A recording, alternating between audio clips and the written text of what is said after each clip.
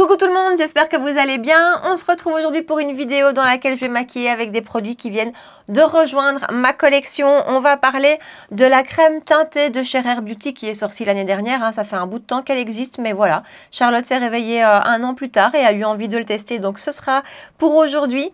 La nouveauté anti-cerne de chez Glowish by Huda Beauty, la palette croque de chez Clarity Cosmetics que je vous avais montré et vous avez été nombreuses à me dire que vous vouliez la voir en action, donc c'est chose faite. Et alors, on va parler des nouveautés de chez Pat McGrath, donc le nouveau bronzer et le nouveau blush qui viennent de sortir. Vous verrez que j'ai pas mal de choses à vous dire. Donc voilà, si vous avez envie de voir comment j'ai fait ce look-ci, un wear test aussi d'ailleurs, je garde les produits, je reviens en fin de journée vous montrer comment ça a évolué. Donc voilà, si vous voulez voir l'évolution de tous ces produits, comment j'ai fait ce look-ci et ce que j'en pense, eh ben restez avec moi. Go! On commence avec les yeux comme d'hab et on va utiliser la palette de chez Clarity Cosmetics, la Croc palette. Je vous ai présenté la Bridal Party palette dans une vidéo toute récente.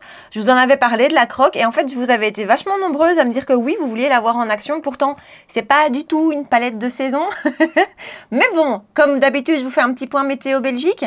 Il fait moche, il fait gris, il fait automnal. Donc en fait, finalement, pour la journée, c'est pas mal du tout. Donc voilà comment elle se présente. On a à l'intérieur 10 fards. Alors d'un point de vue prix, 57,50 € sur le site de Monolith. Et alors, ce qui est impressionnant avec cette palette, c'est qu'il y a 3,5 grammes de fard par panne. Donc c'est plutôt énorme. Avant d'arriver au bout de cette petite chose, on n'y est pas. On a un miroir et le look de la palette, voilà, c'est vraiment une grande. Quand vous la voyez sur le site de Monolith, on se rend pas compte à quel point elle est grande. Alors cette palette, je l'ai utilisée une seule fois jusqu'ici, donc ce sera la deuxième aujourd'hui. Ça s'est très bien passé. Donc vous voyez l'harmonie, elle est vraiment, comme je vous disais, très automnale. Je vous incorpore des swatchs maintenant.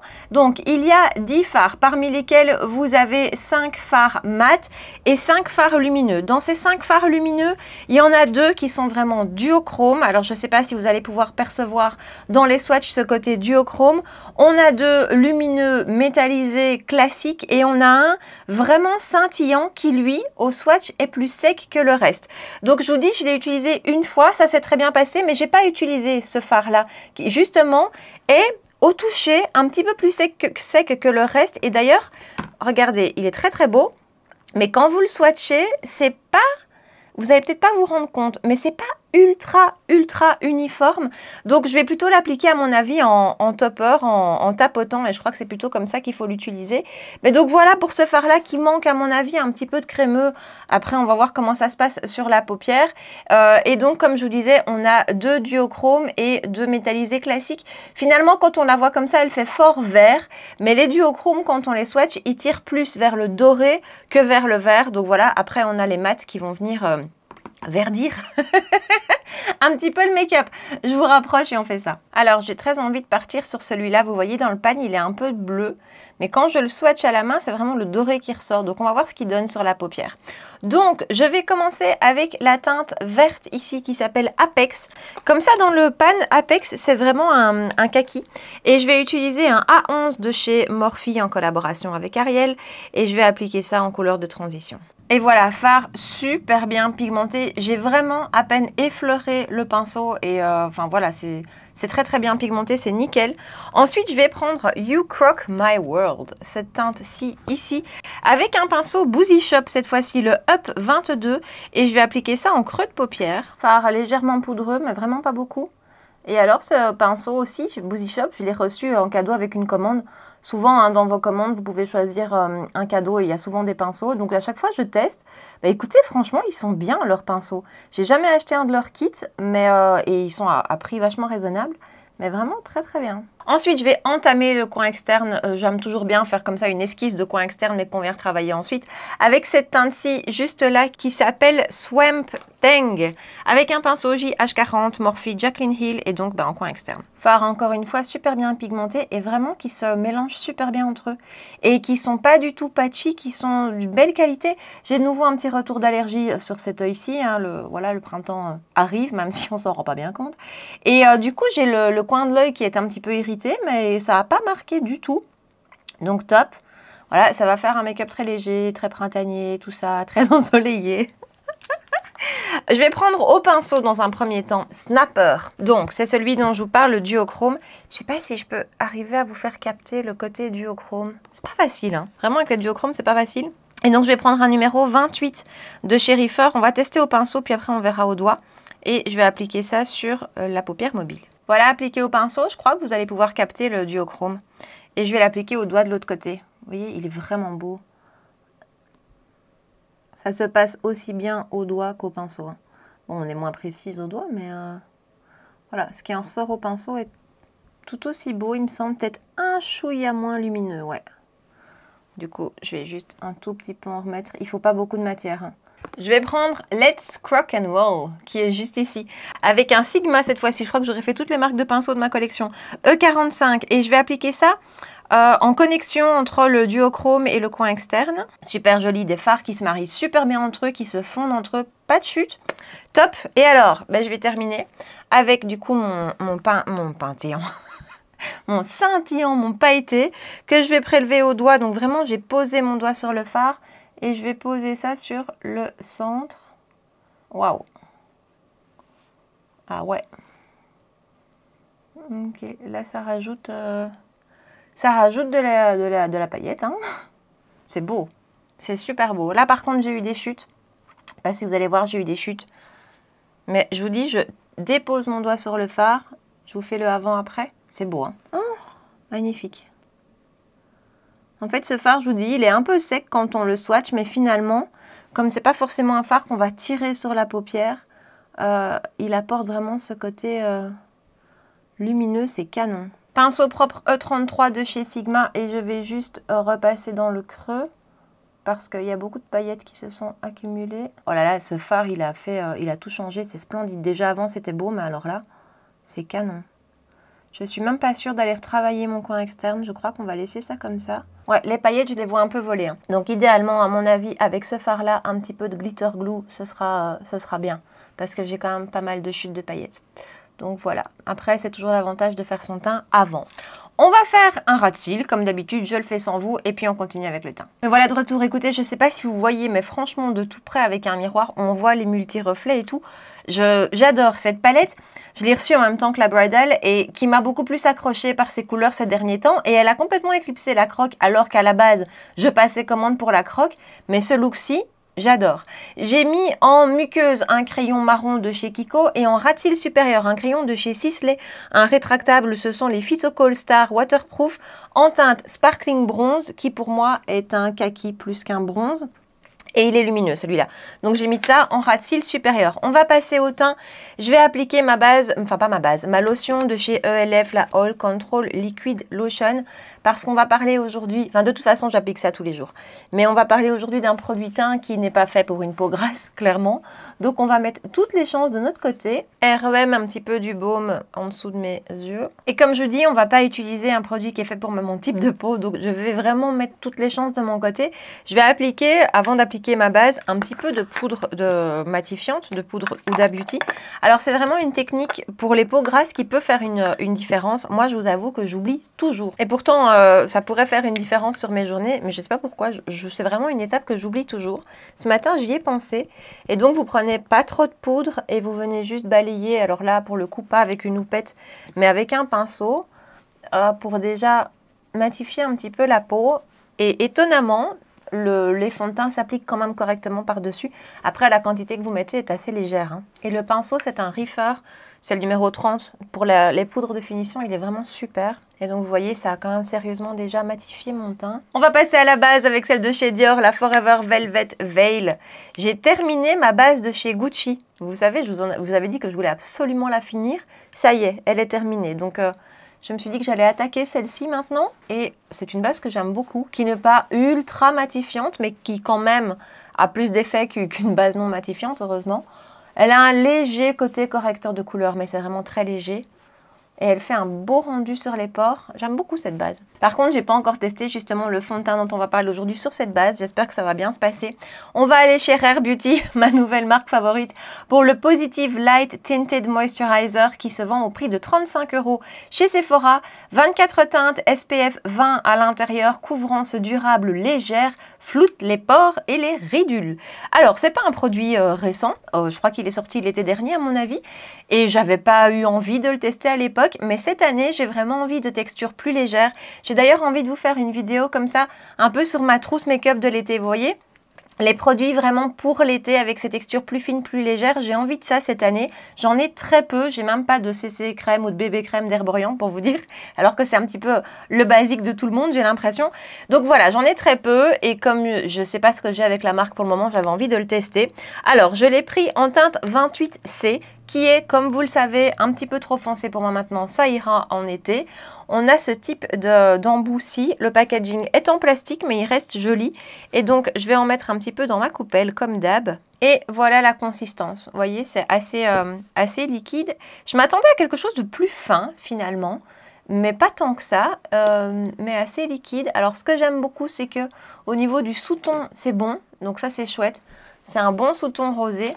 Et je l'applique à l'éponge. C'est l'éponge de chez Corazona. Je l'applique à l'éponge parce que je l'ai testé au pinceau, avec différents pinceaux d'ailleurs. Et c'est vraiment à l'éponge que je le trouve plus joli. Je ne sais pas pourquoi. Et donc, alors oui, l'éponge va absorber plus de produit, clairement. Et en plus, c'est un produit à très légère couvrance. Mais moi, je le trouve plus joli comme ça. Donc voilà. Donc je vais l'appliquer d'un seul côté dans un premier temps. Et voilà son rendu sur la moitié du visage. Donc vous voyez, pour moi c'est vraiment un produit qui a une couvrance extrêmement légère, ça ne camoufle rien. C'est un perfecteur de teint, c'est une crème teintée, vraiment c'est vraiment ça. Mais je trouve qu'il est très joli sur la peau, sur les pores, il fait un beau rendu fondu. Elle nous dit qu'il floute les pores et les ridules. Je suis d'accord, je trouve qu'il a vraiment un joli effet floutant. C'est ultra naturel, c'est imperceptible. C'est vraiment un super joli produit. À chaque fois que je l'applique, je le trouve super beau. Et c'est vraiment ce dont j'avais envie ces derniers temps, de cette texture très fine. Alors après, au niveau de son fini, comme vous voyez, c'est quand même un fini, alors c'est pas glowy, mais c'est naturel lumineux, je dirais. Vous voyez ? Donc avec une peau grasse comme moi, je brille vachement fort. Donc c'est pas un produit que je vais mettre quand je vais bosser par exemple au bureau parce que je brille trop fort. C'est un produit que je vais mettre quand je sais que voilà, je dois porter le make-up pas trop longtemps ou alors que je peux faire des retouches. Mais je trouve son rendu tellement joli et c'est tellement ce dont j'avais envie ces derniers temps que c'est pas grave, malgré tout je le porte et je me le porte avec plaisir. Et en plus, au-delà du fait que ok je brille, il tient super bien. Donc, quand je le regarde de tout près en fin de journée, je brille fort, encore une fois. Mais la matière est toujours là. La matière est bien en place. Donc ça, on fera un wear test tout à l'heure. Tiens, je n'ai pas regardé l'heure. Attendez. Il est 10h24. 10h24. On ne fera pas le point super tard ce soir. Parce que je referai mon make-up à mon avis. Ce soir, j'ai une soirée chez des amis. Donc, je referai mon make-up avant de partir à mon avis. Donc, voilà. Je vous verrai fin d'après-midi avant que je me démaquille. On fera le point ensemble, mais on aura déjà un recul d'à mon avis 6-7 heures, quoi, à peu près. Donc voilà son rendu. Vous voyez, on est sur quelque chose de lumineux, pas gras, pas glowy comme certaines choses peuvent vraiment réfléchir la lumière. On n'est pas à ce point-là, mais on est quand même sur quelque chose de lumineux et qui va garder ce fini-là. Donc c'est pas du tout un fini qui va sécher et se matifier, pas du tout. Donc voilà, couvrance ultra légère, mais un beau perfecteur de teint. Très très beau. C'est une marque que je trouve, enfin je vous l'ai déjà dit 1000 fois, mais que j'aime beaucoup et je trouve que pour l'été, c'est vraiment ce dont on a envie. Alors je vais appliquer du correcteur, je réfléchis, je pense que je vais appliquer du correcteur d'un seul côté, de ce côté-ci, ici, parce qu'on va parler d'un anti-cerne à couvrance très légère et j'ai envie de vous montrer avec et sans parce que pour moi il faut. Donc ici, là, c'est critique, hein, ouais c'est critique. Un peu de Charlotte Tilbury. Je l'ai ressorti ce matin. D'habitude, enfin là depuis que je l'ai, c'est le Givenchy que j'utilise tous les jours. Attendez que je n'oublie pas hein, après de quel côté je l'ai mis. C'est le Givenchy que j'utilise tous les jours, mais voilà, je me suis dit maintenant un petit peu comme j'ai voulu finir la base Dior, il faut que je termine un petit peu celui-ci parce que il est ouvert depuis un peu trop longtemps et il est efficace. Hein, celui de Charlotte Tilbury, il est très beau. Hein. Voilà, la belle différence. Je l'ai appliqué avec un pinceau 71 de chez Sephora. Je ne pense pas qu'il se trouve chez nous. Je l'avais acheté aux États-Unis et je l'ai cherché. Je ne pense pas qu'il se trouve. Et donc, l'anti-cerne dont on va parler aujourd'hui, c'est celui de chez Glowish by Huda Beauty. C'est le Bright Light Sheer. Je crois que c'est ça son nom. Oui, c'est ça, hein. Bright Light Sheer Concealer, correcteur illuminant, 29,90 €. Il existe en 15 teintes. Il y a 10,5 ml de produit à l'intérieur. Il est formulé à 95% d'origine naturelle, anti-transfert et longue tenue. Anti-transfert en tant qu'anti-cerne, perso, ça ne me parle pas beaucoup, mais j'avais vu des réels, je pense, de Huda, qui l'appliquait en fond de teint. Alors effectivement, on peut comprendre l'idée sans transfert, elle l'appliquait en fond de teint. C'était très lumineux, mais c'était joli. Moi, je vais l'utiliser en anti-cerne aujourd'hui. Alors, le packaging est en plastique. Perso, je trouve ça pas mal du tout. Et on a à l'intérieur un applicateur, ma foi, assez classique. Et j'ai pris la teinte 3, ouais, 3 Light. Je vous fais un swatch. Voilà comment ça se présente. La teinte est nickel pour moi. Alors, je vais d'abord l'appliquer de ce côté-ci, donc côté sans correcteur. C'est un anti-cerne qui, alors, ne promet pas du tout une haute couvrance. Hein. Dès le début, on nous dit que c'est une couvrance légère. Donc, vous allez voir qu'effectivement, c'est léger.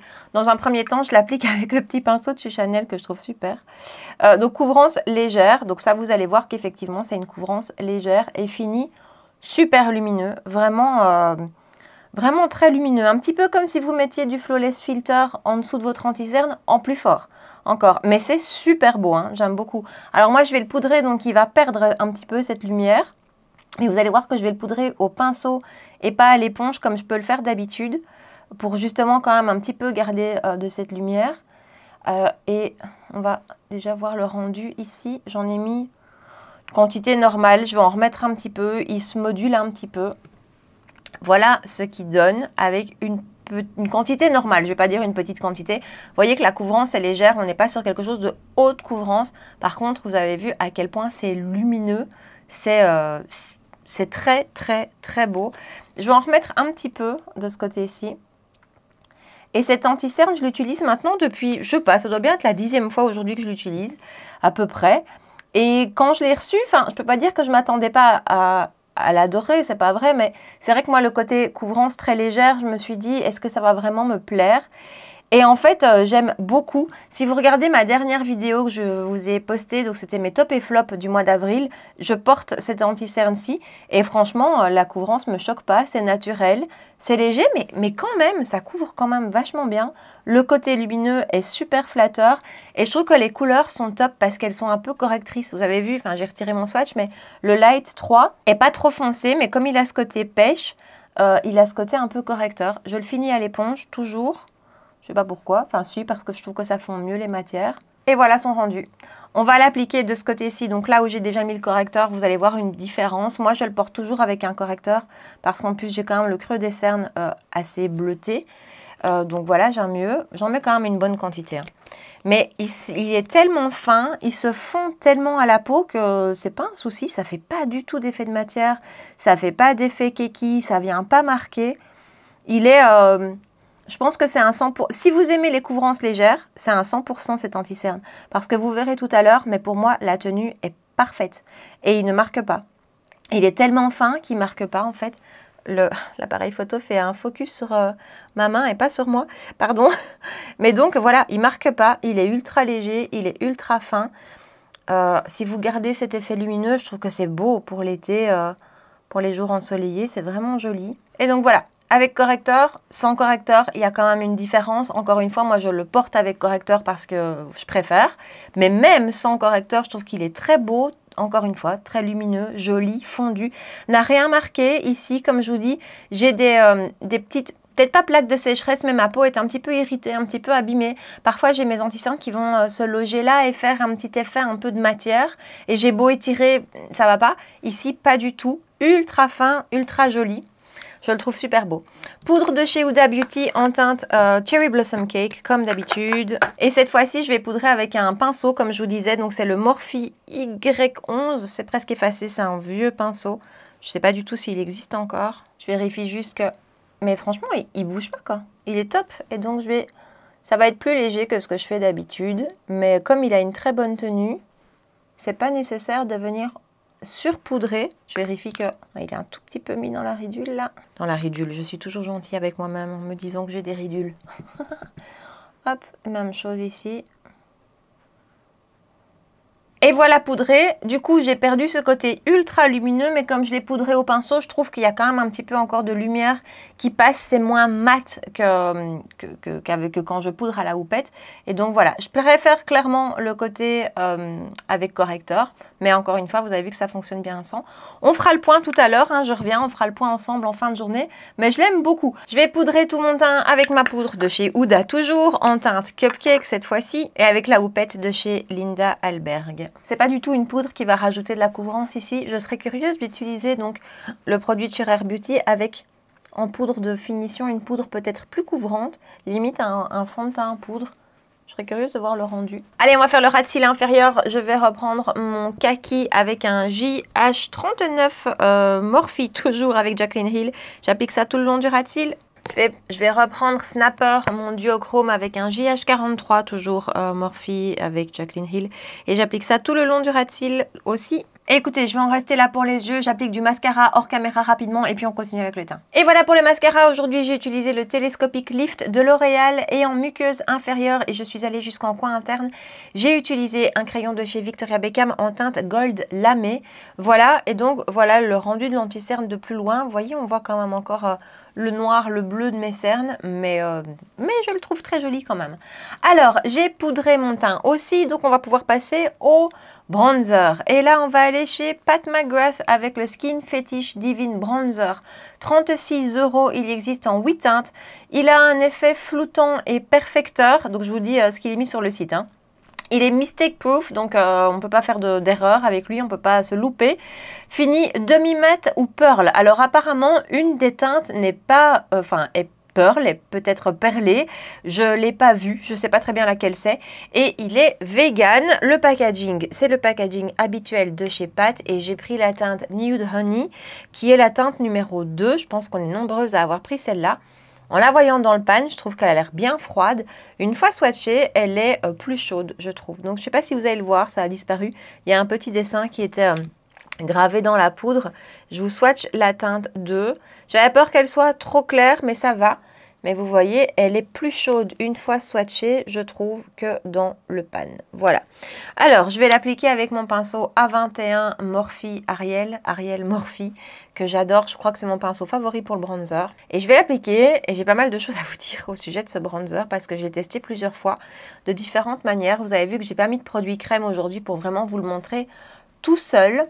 Alors, au niveau de son application, ça se passe bien et il a un joli rendu sur la peau. Et ils nous disent floutant. Je trouve que de toute façon, les bronzers, j'allais dire les fonds de teint, les bronzers qui sortent ces derniers temps ont comme ça vraiment un effet plus flouteur que ce qu'on faisait avant. Quand je vois le Haus Labs, pour moi, il a vraiment ce côté lissant sur la peau.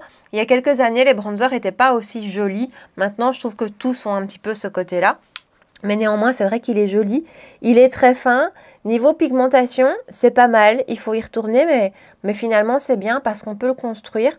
Donc, voilà. Vous voyez que je trouve que sur la peau, il fait vraiment plus chaud que dans le pan. Alors, je l'applique que d'un côté, toujours pour vous montrer un petit peu la différence, le avant-après. Et donc, voilà son rendu. Très joli. Mais, vous le sentez venir, le mais. J'ai un gros souci de tenue avec ce bronzer. Ça ne tient pas. Donc, je l'ai testé tout seul. Comme aujourd'hui, ce sera la 3e fois aujourd'hui que je le teste tout seul. Et il n'y a rien à faire. En fin de journée, il fait des taches. Vraiment, la première fois où je m'en suis rendu compte, je revenais du boulot, je regarde et j'avais vraiment des taches. Donc, je me suis dit, ok, c'est peut-être un jour sans. Et je l'ai retesté sans rien en dessous. Et vraiment, ça s'estompe, mais pas. C'est pas que ça s'estompe, c'est qu'à des endroits, ça fait des taches. J'ai fait attention aussi de ne pas trop me toucher le visage, mais pour moi, il tient pas super, tout seul, mais accompagné non plus. Donc, je l'ai testé avec des bronzers crème, ce que je fais finalement dans mon quotidien. Moi, je mets toujours un bronzer crème et un bronzer poudre par-dessus.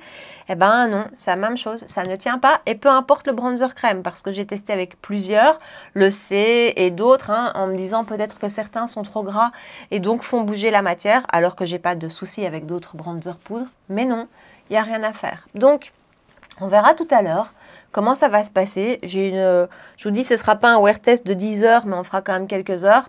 J'espère que ce sera mieux, que ça se sera, c'est difficile à dire, tiens ça, mieux comporté. Mais là, pour l'instant, c'est pas un bronzer que je vais rechercher avec confiance et que j'ai envie d'utiliser les matins de longue journée parce que je vous dis, ça n'a jamais tenu correctement de toutes les fois où j'ai pu le tester. Donc voilà, très joli, jolie finesse de poudre, joli rendu sur la peau. La teinte est jolie, même si je trouve qu'elle paraît plus chaude que ce qu'on peut voir dans le pan ou sur le site. Mais alors, niveau tenue, moi, ça coince vraiment. On verra tout à l'heure. Et en blush, on va utiliser le nouveau blush de chez Pat, la teinte Divine Rose 3. Alors, dites-moi, est-ce qu'il y a un Divine Rose 2? Parce que, ok, il y a la palette Divine Rose 2, mais le blush, moi j'ai le 1, enfin le Divine Rose tout court, mais j'ai pas vu de Divine Rose 2, je ne sais pas. Donc, Divine Rose 2 est là, c'est n'importe quoi mes swatchs, avec encore le swatch du crayon et tout, n'importe quoi. Bref, on est sur un joli petit rose corail. Donc, c'est d'ailleurs comme ça qu'il est décrit, Rose Corail demi-mat, 36 € aussi. Je vous ai sorti du coup le Divine Rose 1 pour vous les comparer. Ça n'a rien à voir. Voilà, le Divine Rose 1 et le Divine Rose 3. Je ne sais pas pourquoi 3. Voilà, beaucoup plus peps, le nouveau, moins rose que le précédent qui était plus froid et qui avait des sous-tons plus mauves. Encore une fois, mes swatchs, c'est n'importe quoi. Mais vous voyez, il y a quand même une belle différence. Donc ça, c'est chouette. Je vais l'appliquer avec un pinceau Sigma F40. Alors, ces blushs de chez Pat, ils ont été longtemps parmi mes favoris. Je ne vais pas dire mes favoris, mais parmi mes favoris. Ils ont été un peu éclipsés avec les Haus Labs, les Too Faced, les RMS, mais ils restent quand même très beaux. Je trouve que c'est une belle texture assez fine et ils sont jolis. Voilà, ça ne me paraît pas aussi fondu que les textures que je peux privilégier pour le moment. Je pense aux Too Faced par exemple ou aux Haus Labs qui me font une impression un peu plus de fondu. Alors ici c'est peut-être à cause du skin tint qui est très peu couvrant, mais je ne sais pas si vous voyez ce que je veux dire. Après ça reste joli, mais voilà. Mais la teinte est belle, ils se font correctement. Niveau tenue, c'est pas mal. Je l'ai testé là aussi plusieurs fois. Et ça s'estompe, hein, mais ça reste quand même encore en fin de journée. Je vais arrêter là. Par contre, lui, sur mes pores, je trouve pas qu'il a un effet lissant ni floutant. Je sais pas si c'est ce qui est promis. Autant pour le bronzer, oui, autant pour le blush, je ne sais pas. Mais donc voilà le rendu du blush. Joli, jolie teinte, plus peps que le Divine Rose classique. Mais je sais pas si c'est parce que je suis un peu déçue du bronzer que du coup je suis moins emballée par le blush. Mais c'est vrai que le blush, je le trouve pas indispensable. Voilà, c'est ça. Je le trouve pas indispensable et je trouve qu'il n'a pas forcément un effet floutant. Alors, ils se font bien, il est bien réparti dans la peau, il est fin, mais je trouve que sur les pores, il n'a pas particulièrement un joli effet. Donc voilà. On va rester chez Pat et je vais mettre un petit peu d'highlighter. On va terminer la vidéo. J'ai plus de nouveautés à vous présenter. C'est le Divine Glow Highlighter en teinte Golden Nectar. Magnifique highlighter celui-là. Et voilà pour le look final. Sur les lèvres, j'ai appliqué un produit de chez Pat McGrath aussi. C'est le Lip Fetish Divine Lip Shine en teinte Nude Venus. Et donc voilà, je vous laisse ici pour l'instant. Donc je vous dis, je vais passer ma journée. On se retrouve dans quelques heures et on fera le point sur l'évolution du make-up et sur tous les produits que je vous ai présentés. À tout à l'heure. Allez, me revoilà. Il est 16h49 et donc je pense que quand je vous ai dit que je venais d'appliquer le fond de teint, il devait être aux alentours de 10h30. Donc un peu plus de 6 heures que je le porte.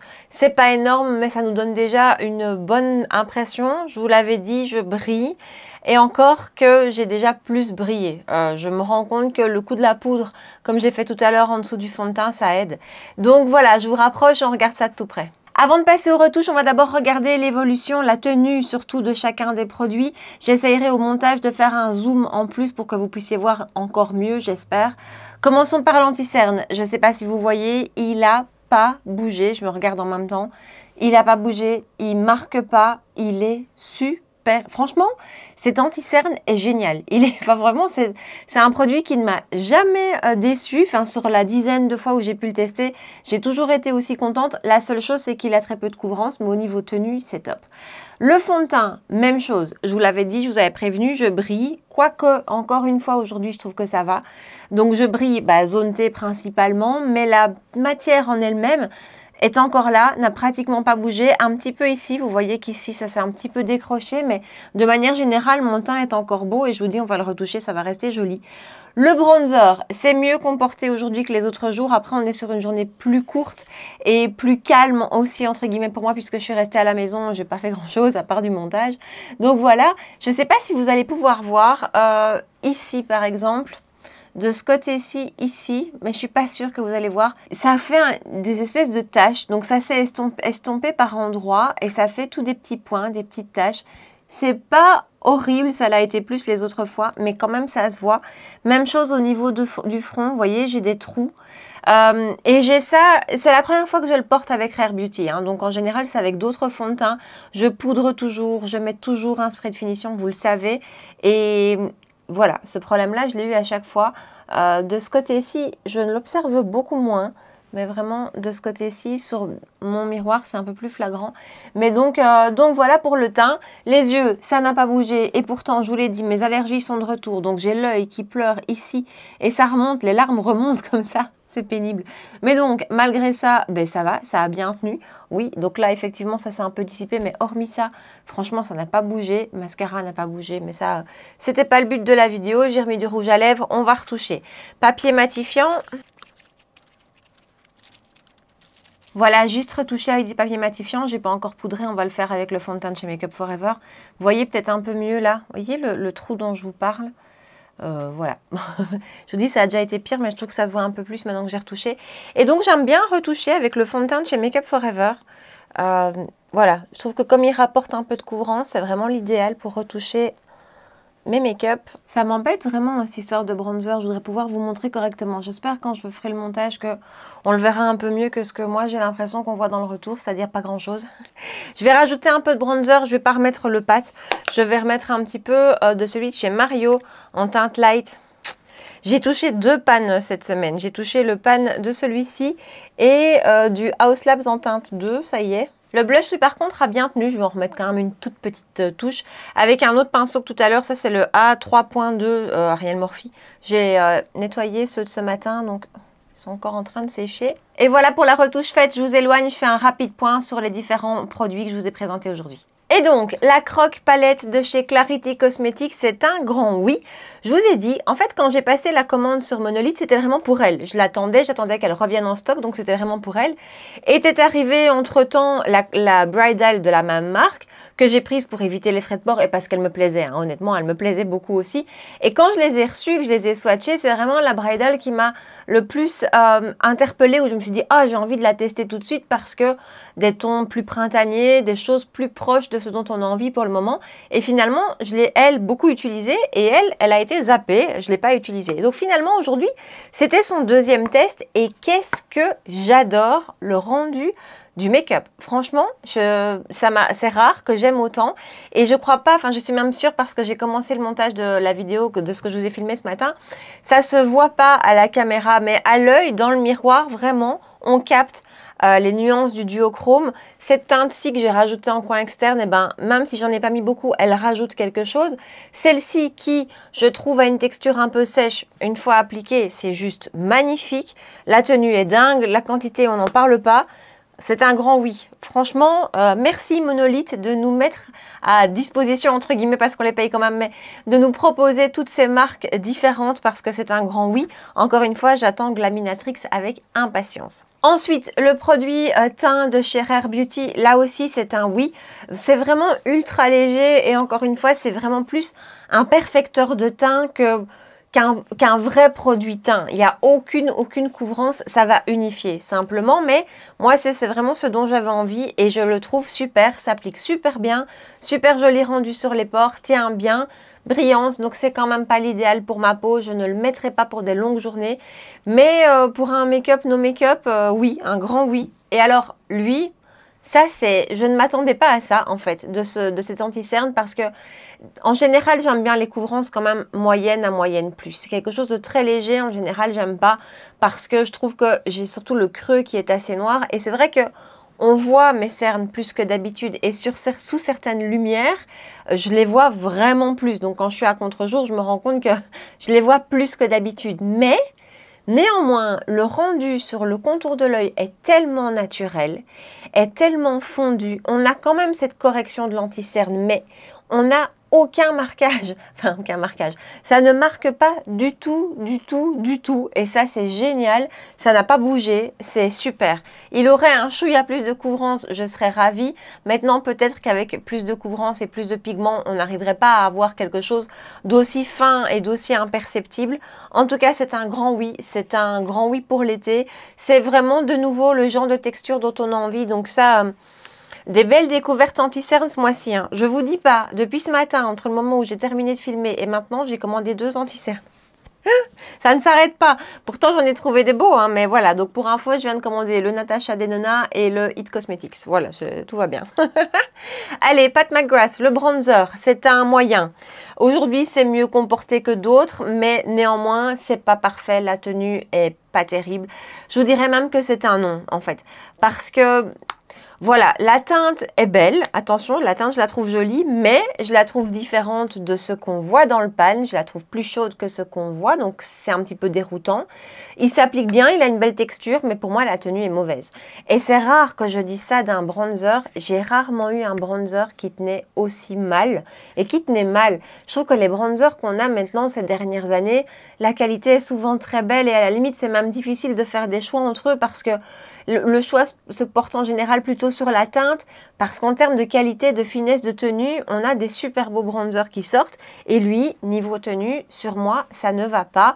Aujourd'hui, c'est moins grave que ce que j'ai pu avoir dans les jours précédents, mais on est aussi sur une journée totalement différente. J'ai pas été dehors, j'ai été beaucoup moins active. C'est une journée relativement courte, 6 heures, donc voilà, tout ça est à prendre en compte aussi. Pour moi, c'est un non. Pour moi, c'est un non parce que voilà, je suis déçue. J'attendais tellement qu'elle sorte des bronzers que voilà.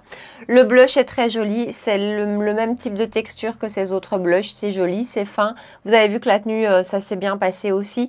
Maintenant, pour moi, autant à une époque, ça a été parmi mes blushs favoris. Autant maintenant, ça reste dans mes beaux blushs. Hein. Je dirais que c'est dans mon top peut-être 5-6. Mais ce n'est plus le numéro 1. Donc voilà, je pense que c'est tout. Je pense que j'ai fait le tour avec vous. Donc, laissez-moi en bas dans les commentaires. Dites-moi ce que vous avez testé de ce que je vous ai présenté, ce que vous en avez pensé, ou peut-être est-ce que ça vous tente ou pas. Enfin, comme d'hab, quoi. Laissez-moi ici en bas dans les commentaires. On se retrouve, on papote, on discute. Si vous avez aimé la vidéo, si vous avez passé un bon moment avec moi, si c'était un moment un petit peu détente, n'hésitez pas à liker la vidéo, à me laisser un petit pouce bleu juste en dessous et à vous abonner à ma chaîne si ce n'est pas encore fait. 2 rendez-vous make-up par semaine, les mercredis soirs 19h et les dimanches matins à 9h. Voilà. En attendant, prenez bien soin de vous et je vous dis à très bientôt. Ciao!